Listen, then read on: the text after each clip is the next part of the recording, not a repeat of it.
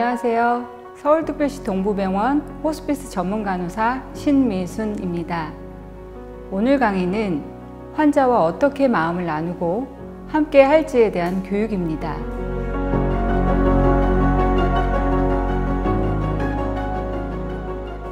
환자분들과 가족분들은 말기암 진단을 받는 순간부터 복잡하고 다양한 심리적 어려움과 변화를 경험하게 되는데요. 말기암 환자와 가족들이 서로를 이해하고 수용하도록 도움으로써 얼마 남지 않은 시간의 삶을 완성해 나가도록 돕기 위함입니다. 환자는 나는 지금까지 열심히 살아왔고 크게 잘못한 일이 없는데 내가 왜 이런 병에 걸린 걸까? 왜 하필 내가 걸린 걸까? 라는 생각이 들면서 화를 내는 것일 수도 있습니다. 아픈 모습을 주변 사람들에게 알리고 싶어 하지 않고 만남을 회피하고 고립된 생활을 하게 됩니다. 이러한 변화는 환자를 더 힘들게 하며 상대적으로 편안하게 느끼는 가족들에게 감정으로 표현하는 것입니다.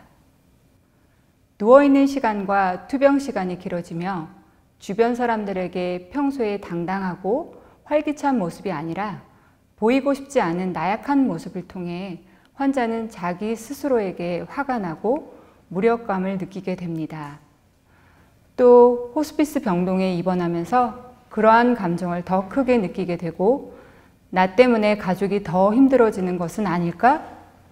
내가 없으면 가족들이 받을 상처가 크지 않을까? 하는 걱정과 직면하게 됩니다. 이런 상황에서 누구라도 화가 나는 것은 당연하겠죠.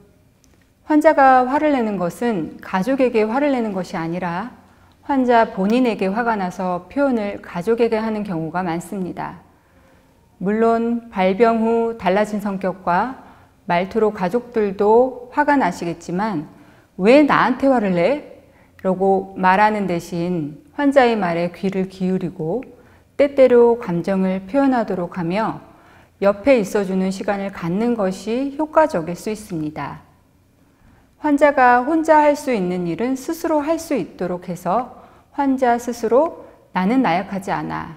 내가 할 수 있는 일이 아직 있구나 라는 성취감을 갖도록 해 주십시오. 그렇지만 계속 환자가 도움받기를 거부할 때는 잠시 시간을 두고 기다려주는 것이 필요한데요. 이런 경우는 언제든 가족이 옆에 있으며 환자가 하려고 했으나 못했을 때는 괜찮아 라고 말해주는 것이 도움이 됩니다. 환자가 화를 낼 때 이것만은 꼭 기억해 주세요. 화를 통해 감정을 표현한 후에는 환자들의 마음이 편안해질 수도 있고 다시 예전의 환자의 모습으로 돌아갈 수도 있다는 것을요. 환자가 화를 내는 것은 난 아픈 사람이 아니야. 난 아직 살아있어. 난 건재해. 그리고 나를 꼭 기억해 줘 라는 외침일 수 있다는 것을요. 환자에게 희망은 어떻게 줄 수 있을까요? 자, 여기에서 희망을 전하는 것은 병이 다 없어져서 완치될 거야가 아니라 호스피스 돌봄 안에서 어떻게 의미 있는 삶을 살아갈지에 대한 해답을 같이 찾아가는 것인데요. 희망에 다가가기 위해서는 실천 가능한 현실적인 목표를 세워야 합니다. 거창한 계획이 아니라 작은 목표를 통해서 행복 찾기를 실천해 가는 것인데요. 예를 들면 기분 전환을 위한 산책이나 밤에 잠을 잘 잘 수 있도록 하는 것, 항상 환자가 필요로 하는 것을 해줄 수 있습니다. 그럼에도 불구하고 어려움이 있다면 호스피스 돌봄팀과 상의해서 함께 환자를 위한 계획을 세우고 돌보는 것이 좋습니다. 무엇보다 환자의 요구에 정성껏 반응하고 알고자 하는 것에 대해 정확히 알려주는 것이 환자가 마지막 시간을 스스로 정리하며 현재의 시간을 충실하게 보낼 기회를 주는 것입니다. 정리해보면 환자는 마지막 남은 생애가 여전히 즐겁고 의미 있기를 원합니다. 내 가족과 친구들이 나를 좋은 사람으로 기억해 주기를 원하고 또한 사람들이 환자에게 정직하게 대하기를 원합니다. 누군가 환자의 두려움에 귀 기울여주며 두려움을 극복할 수 있도록 도와주기를 원합니다. 죽음에 대해 생각하는 것은 환자들도 힘들지만 가족들 역시 많이 힘들어하는 부분인데요.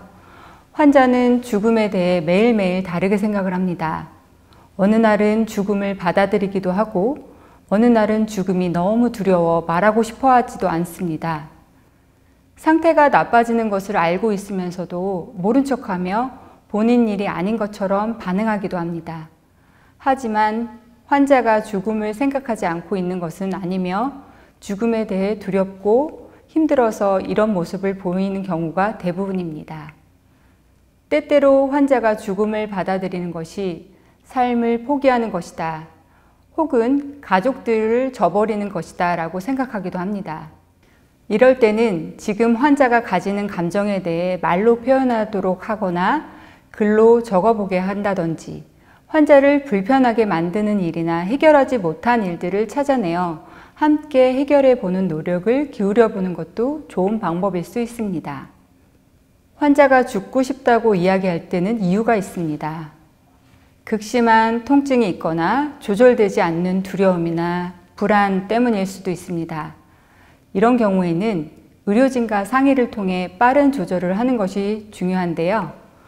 환자는 가족에게 짐이 될까봐 내가 살아있음 뭐해, 가족들만 힘들게 하지 라고 표현하는 경우도 있습니다.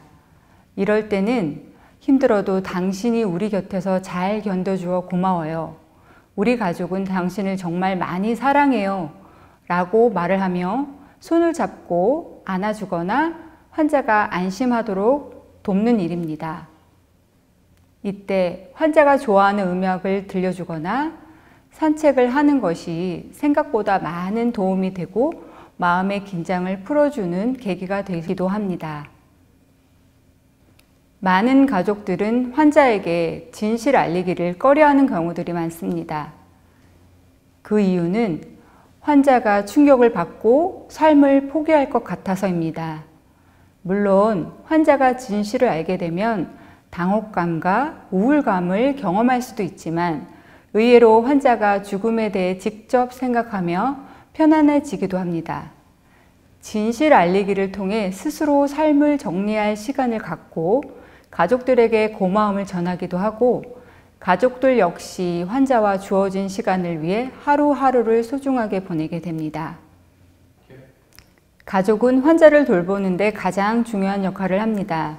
그런 만큼 가족들은 많은 스트레스를 받는 것도 사실이며 환자가 입원해 있는 동안 남아있는 가족들은 새로운 역할의 부담을 느끼게 됩니다. 가족들이 힘든 또 하나의 이유는 질병의 상태나 예후에 대해 환자보다 먼저 듣게 되는 것인데요. 그렇다 보니 환자에게 사실을 알릴 것인지 또 어디까지 알릴 것인지에 대한 결정을 온전히 가족이 해야 하기 때문입니다. 그러면서 가족은 환자를 돌보고 식사를 챙기고 온 에너지를 쏟지만 정작 본인 스스로를 돌볼 겨를이 없게 되고 환자가 아파서 누워있는데 내가 밥 먹는 것이 미안해 라는 생각을 하며 죄책감으로 몸도 마음도 지쳐가는 경우가 발생하게 됩니다. 그렇다면 가족들의 스트레스를 줄이려면 어떻게 해야 할까요? 감정을 표현하는 것이 무엇보다 중요합니다. 이것은 환자나 다른 가족에게 화를 내라는 것이 아니라 대화를 통해 감정을 나누라는 것입니다. 때론 가족도 휴식을 통해 힘을 보충하고 가족만의 시간을 가져보는 것인데요. 간단한 운동이나 예전에 했던 일이나 취미 등을 통해 환기할 수 있는 시간을 가지는 것이 스트레스 관리에 도움이 될 수 있습니다. 결국 힘을 모으는 것이 환자를 돌보는 데 가장 큰 도움을 줄 수 있는 것입니다. 사랑하는 가족을 떠나보내는 것은 아주 힘든 일입니다. 남겨질 가족들에 대한 걱정으로 환자는 고통 속에서도 버티려고 애를 쓰기도 하는데요. 이때 괜찮을 거야 라고 안심시키는 것은 환자에게 줄 수 있는 가장 좋은 선물입니다. 마지막 순간까지 청각은 남아있기 때문에 용서와 화해, 감사, 사랑을 귀에 대고 조용히 속삭여 주는 것이 환자의 마음을 편안하게 해주는 데 큰 도움이 되는데요.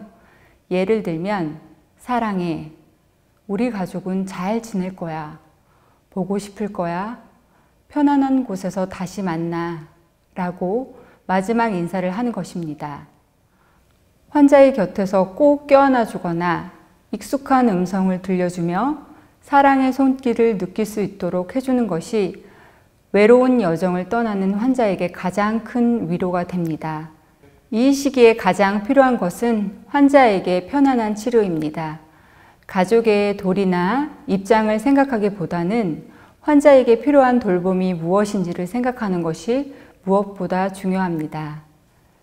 지금까지 환자와 마음을 어떻게 나누고 마지막을 어떻게 함께할지에 대해 나누는 시간을 가져보았습니다.